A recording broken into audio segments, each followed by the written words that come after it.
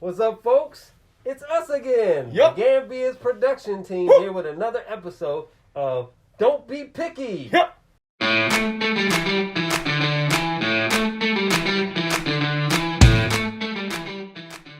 I know it's been a long time since we've done an episode like this. You know, not since the wrestling theme song Top 10 have we done a Don't Be Picky.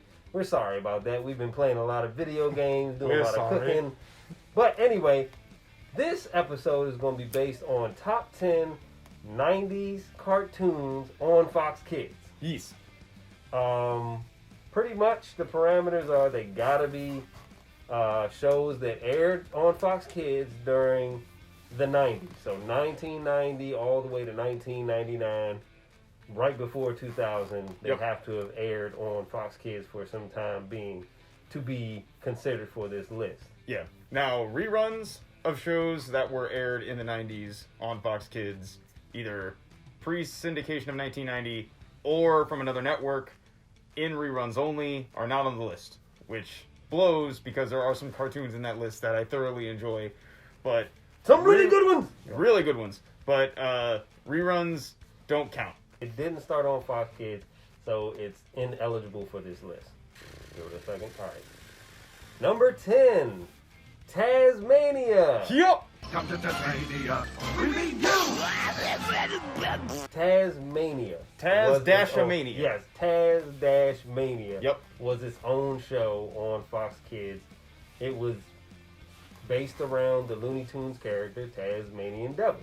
He's still talking in, you know, spits and clicks and all 90% of the dialogue is him just 90% of the dialogue.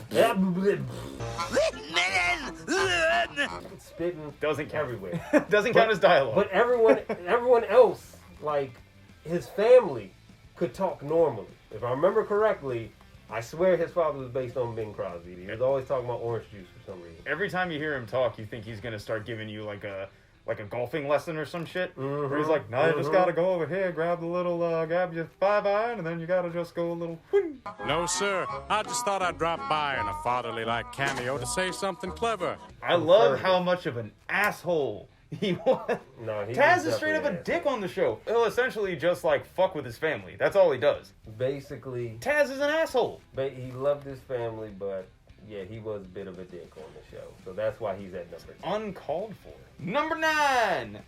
BeetleJuice, BeetleJuice, BeetleJuice.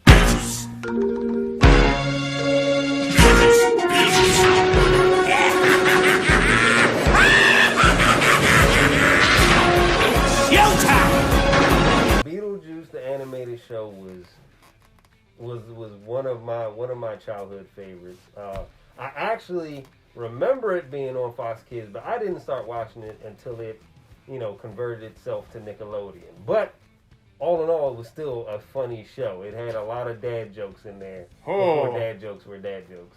Woof.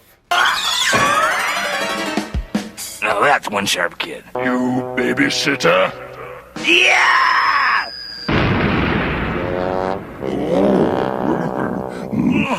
I'm gonna have to charge you the flat rate. The dad jokes. I love dad jokes. I tell dad jokes. The king of dad jokes. Oh man, like don't tell why don't I trust stairs? I said, don't tell one. They're always up to something. Anyway, so I love dad jokes. They're great. They're great. There's something always good about them. Like, I love the innocence of a dad joke. I love dad jokes. And literally every time I watch the BeetleJuice cartoon, and it's just sight gag after sight gag, it gets so exhausting. But like when the dad jokes are like out of left field, they're great. They're just running around doing shenanigans. I just like how the dude playing BeetleJuice tried to capture that Michael Keaton version of BeetleJuice to a T. He's got the voice really down. What he was. He was really trying to capture that, and they did a good job. Like, I enjoyed it. Number 8 is Bobby's World.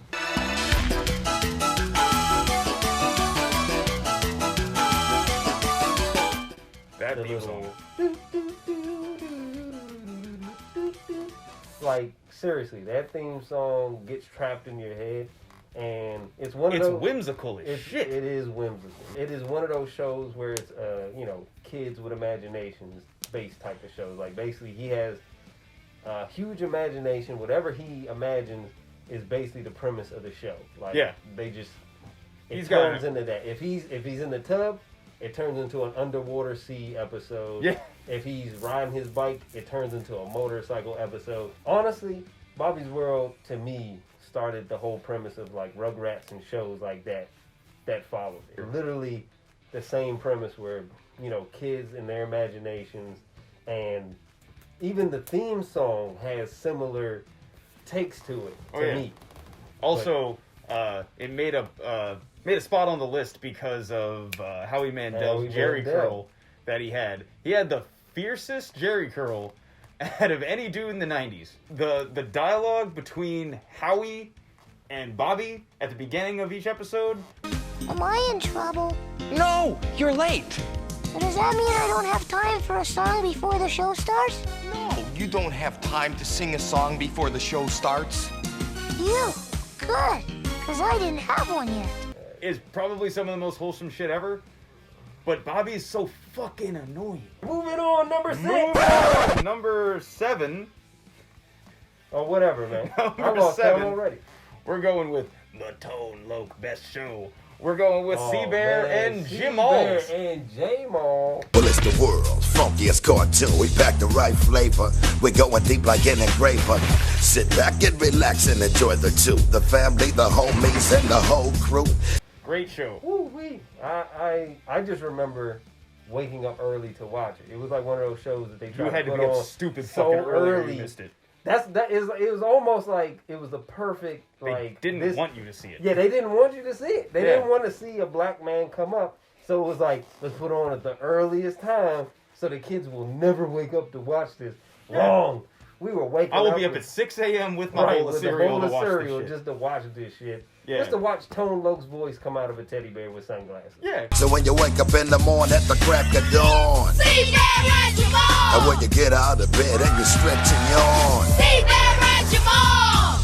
he has a very distinct voice. Yes. And the man clearly smoked since he was a baby to get that voice, and God bless him. It did talk a lot about, you know, just the black perspective, so I enjoyed that show for that reason. Yeah, and I mean the premise of the show is great. It's like, you know, the kid's trying to grow up, but like can't let go of his childhood. Everyone can relate to that bullshit. Exactly. You know? But then like the fact that you're basically your security blanket moving on into adulthood is Tone Loc as a teddy bear. Perfect. Writes itself. Number 6. The Tick!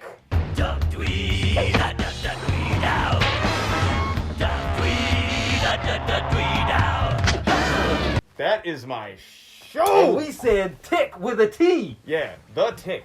The Tick.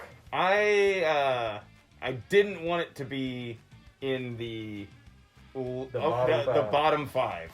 Because I love this show. The show was great. Like, the show was hilarious. But 90s Fox Kids is so stacked. Yeah, it was. The Tick, the dude, such a damn good character. I just enjoyed how just out of tune with the rest of the world he was. Like, he was like so focused on being a superhero that someone could just like completely make fun of the guy, and he would just be like, "Good day, citizen," and just keep going. People would joan on him, and he would just be like, "Why, thank you." But today their nefarious plot was thwarted by an heroic blue stranger. Hey, cool.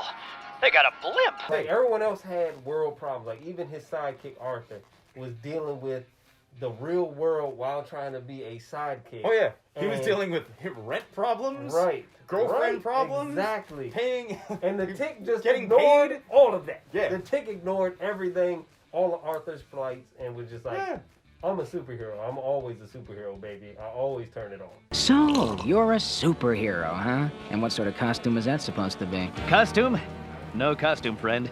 I am simply the Tick. Word for word is not accurate, but there was like an episode where like Arthur was legitimately worried about being audited, and the Tick is like, we can't worry about that. We have to audit crime. Exactly, and he's like, no, this is a real problem. That's what I'm talking about. The Tick is just like, I understand. He's but just out of it, man. Villainy is a sweet juice, and everyone wants a bite and a sip. And it's like, dude, what are you talking about? Destiny's powerful hand has made the bed of my future, and it's up to me to lie in it. I am destined to be a superhero, to right wrongs and pound two-fisted justice into the hearts of evildoers everywhere. You don't fight destiny, no sir. And you don't eat crackers in the bed of your future, or you get all scratchy. Number 5, Tiny Toons. Adventures. We're tiny, we're toony, we're all a little loony. And in this cartoony, we're invading your TV. Here's the thing about Tiny Toon Adventures. It was definitely our generation's Looney Tunes. Yes. And I love Dizzy Devil. He's one of my favorite characters. I appreciate them doing that because it was basically, these were supposed to be the next generation of cartoons. They were literally going to college to be cartoons. To become cartoons. They were learning from said Looney Tunes from the past, like Bugs Bunny, Daffy Duck. It'll all pop up in episodes. You know, Wile E. Coyote, Elmer Fudd, etc., etc., etc. You know, and you had those people who, you know, like stood out more. You got Babs and Buster. You got Plucky, who was the man. I enjoyed all the characters. Like, everyone had their little bit of time in the spotlight at some point. There is not enough Tiny Toons versus how much Looney Tunes is out there. There isn't. Which is a fucking shame. There isn't, but there kind of is, because there are like so many Looney Tunes characters who we don't even remember, but were made in the Tiny Toons character, like Dodo. Yeah. Dodo was a one-time character on Looney Tunes. Yeah. But then he became, the younger version of him became a full-time character on Tiny Toons. Yeah, what was that episode where, like, they were, like, all, like, trying to get back from getting put in some, like, weird, like, weird dimension? It's like his dimension. But yeah, they got put in Dodo's yeah. dimension, and their way of getting out was, like, learning everything that they learned from college. Yeah. They could walk across, like, because there was a thing where, like, they had to walk from, they had like, to the walk doorway across a canyon that was empty. But if they looked down, they would have fell. So they kept looking up. I remember Dodo having some stupid ass like physics reason why that worked. Right, and then it's a cartoon. I love it. Also it's a self-aware cartoon. I also enjoyed their little specials, like the Halloween special, the spring break special, but especially what I did on my summer vacation. That's a good episode. That TV movie, that was my shit. Number 4, SpiderMan. SpiderMan, the animated series. Yes.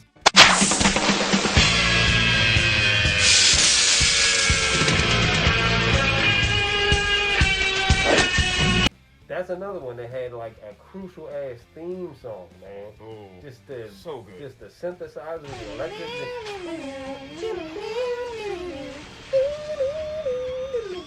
The theme song's hard. It's tough. It sets you up for like what the episode is gonna be. Like the cartoon to me was just it was an action cartoon, but it was like also like he was dealing with shit. You know, like every episode. He really had to think his way out of his problems. He really had to, you know, deal with a lot of the personals inside of his life. I mean, it was my introduction to Spider-Man entirely. Like, I didn't fucking know who Spider-Man was when I was 6. I also will piggyback on that. Like, I knew of Spider-Man, but that was like my introduction. Because I thought he was the ribbon. Yeah, because a lot of I think that's the thing that like a lot of people from our generation kind of take for granted is like we found comic books through these cartoon shows. Exactly. And it's like back when, you know, I miss, I'm gonna sound like an old man here. I miss when cartoons were like an entry point to something else. Exactly. From that show. Exactly. That wasn't just a toy. It set us up to what eventually we know now as the Marvel Universe. Yeah. Like, all that plays a role into why we understand and, you know, enjoy all this now. Number 3, XMen, the animated series.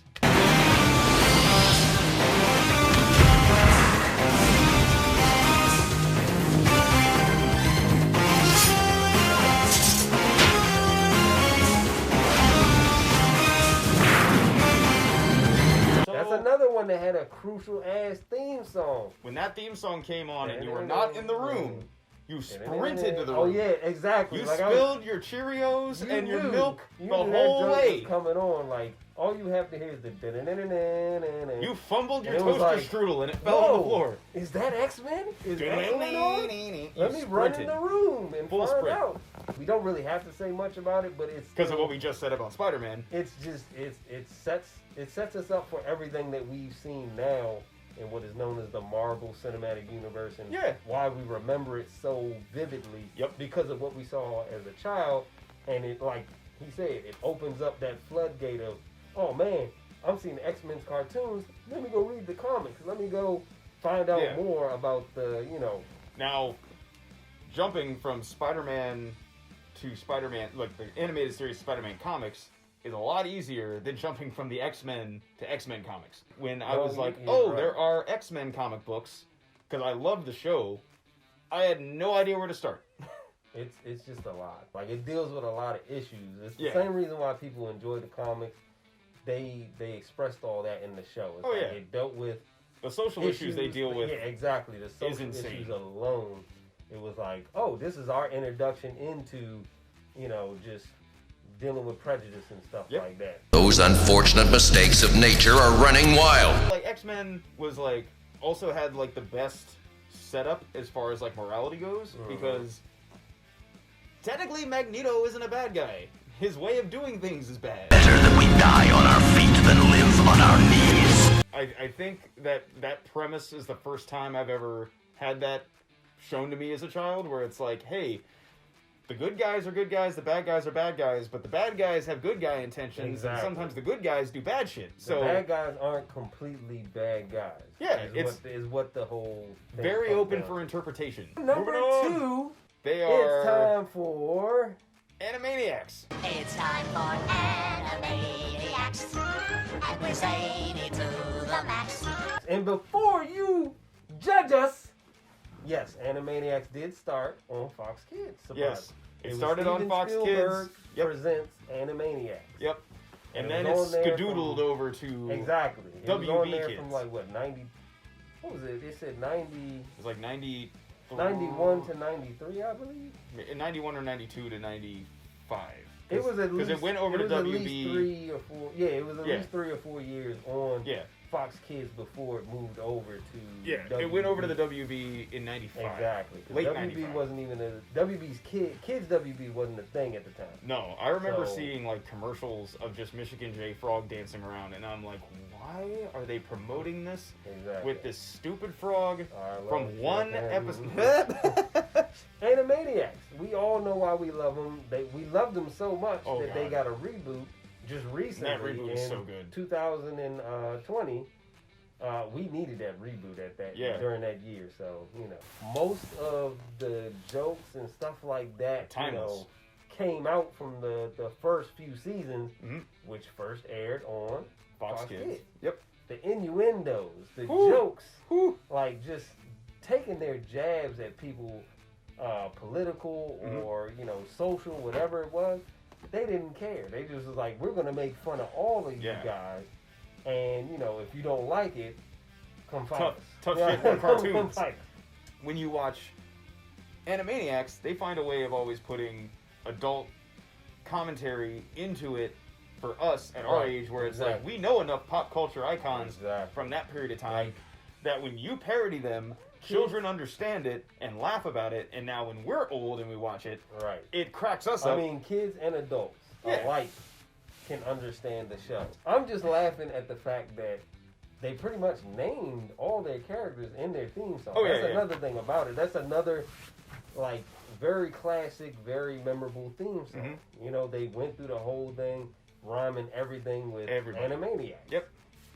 Animani, totally insane. The rain in Spainy, Shirley MacLaine, come back Shaney, no pain, no gainy, Tarzan and Janie, Peach Lorraine, high octane. Where's Lon Chaney, Sig and Chow Maney, Penny Laney, Hunchback of Notre Dame, Pinky and the Brainy, Cockamamie, all Urbany, Hydroplaney, money down the drainy, Nova Caney, here's the flaney, Meet Mark Twainy, Bowling Laney, Fraser Craney, Mr. Haney, Public Domainy, Citizen Caney, Andromeda Strainy, Eisenhower Mamie, Miss Elaney, Dana Delaney, Presidential Campaigny, Bangor Maney, Lake Champlainy, Candy Caney.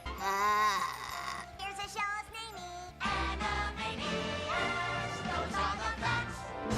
So the thing that I really enjoy about like some of the characters specifically, as far as the shorts go, Chicken Boo is still like my favorite side character, like hands down. Because every skit, there's that one guy that's like, but he's a chicken. He's just a chicken. He's just a giant chicken. That guy's a chicken, I tell you, a giant chicken. And everyone stares at him like, nah, man. He's a boxer. Nah, man. He's a race car driver. He's a serious human being. Right, exactly. Every episode. Lately, I've been feeling that way. I've been feeling like, that dude, it's relatable content when you're in your 30s.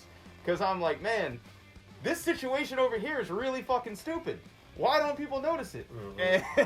And I'm the Chicken Boo guy. I've been saying this man is a giant chicken the whole... This man's a giant ever since chicken. I knew him, and no one still believes me about it. No, and everyone tells me, nah, man, he ain't a giant chicken. Exactly. But, relatable content! The number one. Oh, that's great. Number one. Batman the Animated Series.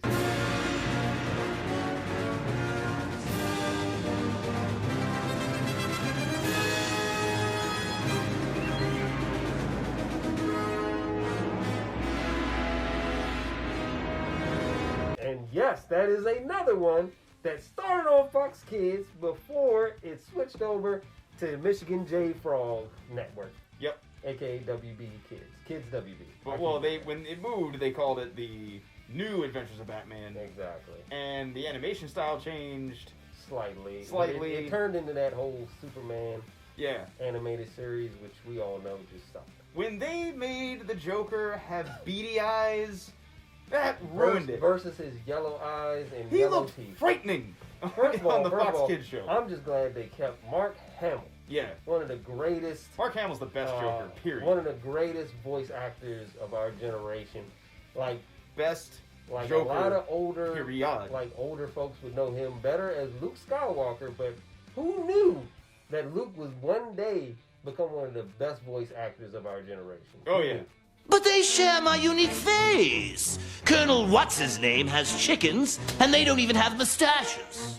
The guy who did the voice for Batman is interesting because they said that his voice never used to sound like that till he started doing Batman. Yep. To the point where he did it so much that now his normal voice is the Batman voice. Kevin Conroy got stuck in his character. He did. Your parents would tell you, if you keep making that face, it'll get stuck that way. Well, he kept talking that way, and he kept sounding that way. His voice got stuck that way. But anyway. Let that be a lesson to you. Keep talking stupid, you're going to keep sounding stupid. Message! But Batman Animated Series is one of the most gritty, of the best written animated shows. Animated. That I've ever seen in my childhood. Oh, man. Like we said, Joker. It was the introduction of Joker, Harley Quinn, Two-Face, Clayface, the Riddler. The Riddler was a boss in that cartoon. You had the Penguin, Catwoman, and you had Robin, and and Killer, Alfred, Killer Croc, the king of petty. The king of petty. I swear he was the king of the side comments, man. In any event, I've made your favorite French onion soup. And when you let it get cold this time, note that it's in a microwavable crock. Yeah, and I can't for the life of me think of any 90s cartoon that every episode sticks with me as much as Batman the Animated Series. Exactly. I can sit down and watch that series and just be immediately transported into being 10 again. Everything was iconic about that show, really. Yeah. Just the costume, the Batmobile itself was iconic. Just the villains, the action. The action was great. And the show never dumbed itself down. Exactly. For that is kids. Another one. All right, that was our top 10. Make sure to like and subscribe to our channel, and please comment. Let us know If there's anything you think that we missed and should have been on our top 10, make sure to comment and let us know about the good old days of Fox Kids Saturday morning cartoons, because they don't exist anymore. Yeah, it's really hard to find these episodes. Luckily, for most of the other cartoons that we've named, you can either find them on Disney Plus, Hulu, or you can find it on Netflix, probably. There's some of them on Amazon Prime, too. Like, oh, yeah. The Tick is completely on there. So have a run with that, because that show is worth watching every freaking episode. Yes, it is. Also, comment, let us know what list you think we should do in the future. And, as always, thank you for watching us. And please check us out next time. We do another top 10, hopefully soon. But more than likely, we're going to be playing some games. But we got a couple in the chamber. We got a lot of stuff coming down the pipeline. So just catch us. All right? Just make sure you watch us. Watch us. Watch us. Watch us. What? Watch us. Watch us? Watch us. Wash us? All right, we're done. It starts getting obnoxious. Exactly. Obnoxious. Peace. Well, it's just put me out of my miseries. Hey folks, if you enjoyed that video, you'll probably like our other stuff. So make sure to go check that out on our channel. And while you're there, please make sure to subscribe so you can see what we have cooking up for you. Won't you come join our Gambia? You'll be glad you did.